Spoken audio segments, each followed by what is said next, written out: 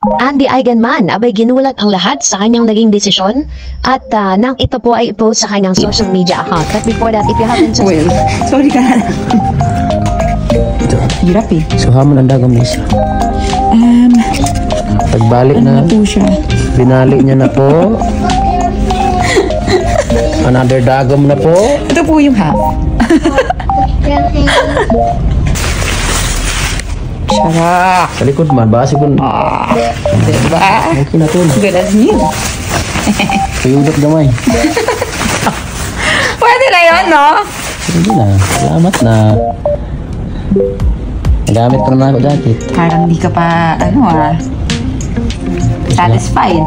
Okay, salamat gani. Kasi yara ka ito pagbalik. Aga.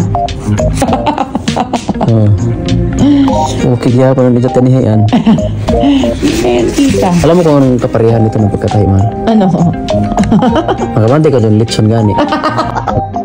Ang video clip na inyo pong napanood ay ilan lamang sa mga video na ipinost ni Mr. Pilmar Alipaya sa kanyang Facebook page na may 1 million followers. Kung saan pinapakita nito kung gaano kasimple at kapayak ang kanilang pamumuhay sa Siargao. Pinakita po sa video na yon kung paano po tinahe nitong si Miss Andy Eigenman yung jacket ni Mr. Pilmar Alipayo, diba? Kung tutuusin is able naman po sila to buy that. Pero pagkatapos nga ng mga issue at pagkatapos ng ilang mga talaga namang kaguluhan or scandal na nangyari, still nag-umpisa po ito sa pagpapatato nitong kanyang best friend na si Miss Prenida. So wala na po tayong anything na nabalitaan with regards dun sa best friend nga po nitong si Mr. Pilmar Alipayo. Pero ginulat naman ang lahat, no, ni Miss Andy Eigenman ang lahat nang ipakita niya ito sa kanyang IG kung saan ang celebrity couple na si Andy Eigenman and Pilmar Alipayo visited a tattoo studio together to get ink, which since both were involved in a viral couple tattoo issue that Pilmar got with Pren.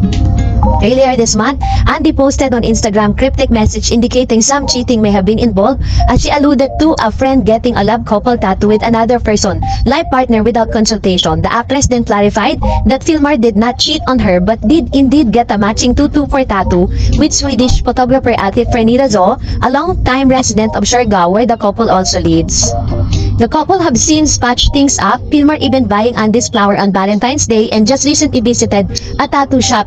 Island Tattoo Piercing Studio in Siargao posted a video on Instagram of Andy and Pilmar getting tattoo and got Palm Branch design, while Pilmar did not show what tattoo he got. After a few days ago, Pilmar was the same establishment to get tattoo of his dogs on his right arms, which were above the tutu per tattoo he got with Prenila. So dahil dito is pinakita po ni Mr. Pilmar Alipayo na pinakover up niya na po yung tattoo na 224. Tapos si Miss Andy Eigenman ay talagang sinuportahan niya itong trip netong si Mr.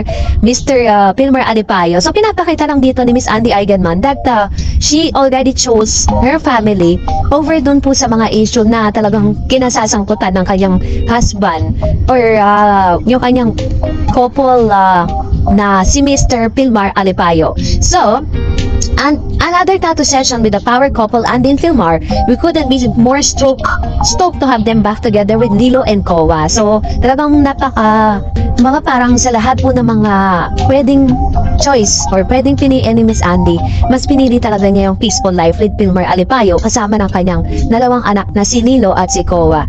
At ngayon naman, dahil dyan may mga nag-comment, no, sabi ni Miss Tessie, uwi ka na ng Maynila, Andy, mas maigi pa at magandang buhay mo doon, iwan mo ng Siargao, wala kang mahihita dito. Dito ang manloloko hanggang pagtanda, manloloko pa din. Yan. Sabi ni Miss Asuncion, hindi kanya tunay na mahal pag nagpakasal, hatian mo pa siya ng pinamana ng mami mo, ibigay mo na lang sa 3 anak mo, kailangan nila.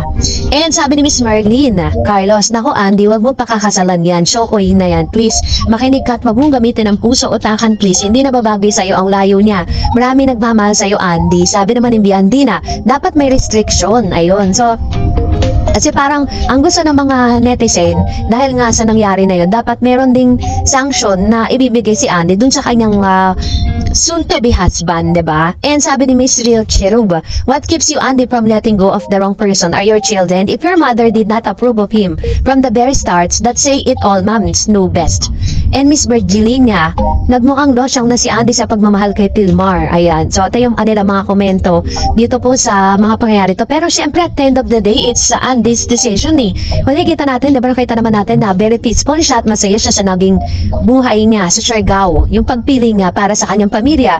And I know na may maganda naman sigurong plano itong si Pilmar para sa kanya. Sabi ni Miss Maria Lee Rios, too soon you celebrate and so easy to win her back.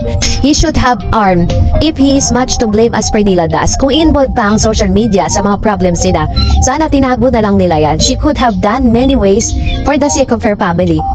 Busy, nothing good come because nothing good come out of this if there's physical involved nor cheating, not healthy for kids. If you care for their well-being, bring first but more likely for your own game. I used to be on her team but to rethink that 2 times now if you would like to remain a peaceful life. So, ganito katindi yung kanila mga comments, no? Sa dagdag pa niya, sabi niya, continue your operational as usual but not together with the guy who you're still and breadwinner for the family. In the US where I'm from, there not much option, not run for the problem but instead learn to be strong and not get run over and over. Ika nga, he's done this many times. Hindi na usang martyr. I am married for 35 years. Since 21 years of age, now know my self-worth. Ayan. So parang sinasabi niya na ginigising niya si Miss Andy Eigenman na dapat daw alam ni Miss Andy Eigenman yung worth niya bilang isang babae. Kasi 'di ba parang na-experience niya na rin. When in fact, 'di ba, marami talagang mga hindi ganun ka-approve dun sa naging decision nga ni Miss Andy. Sabi ni Miss Edna, sorry, pero mga bashers advice such like leaving her husband wouldn't help them. Mistake couldn't happen, but it doesn't mean na ugali na asawa niya. Pilmar should be understand and learn that Miss Andy prefer to stay with her family and have peaceful life away pa all toxic social media. Hayaan nyo lang silang mabuhay na tahimik. Kuya Pilmar, alagaan mo ang asawa mo.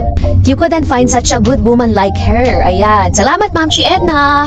And that's it for today. For more videos and updates, please don't forget to like and subscribe. And please don't forget to follow my Facebook page, Dar Eds TV. God bless everyone.